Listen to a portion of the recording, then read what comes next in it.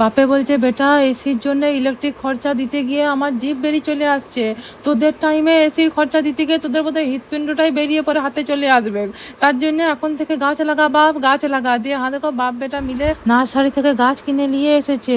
বলি সত্যি গো, কি গরম পড়েছে বলো দেখি। হ্যাঁ, বছর বছর যদি এরকম টেম্পারেচার বাড়তে থাকে তাহলে ভবিষ্যৎ প্রজন্মের কি হবে গো।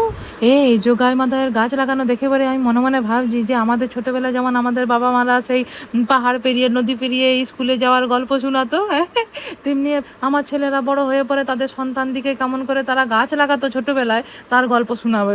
না, ডিজিটাল দুনিয়া বাবা, যা মোবাইলের যুগ আসছে তখন তো গাছ লাগানোটাই বিরাট আশ্চর্যজনক ঘটনা হয়ে যাবে মনে হয়।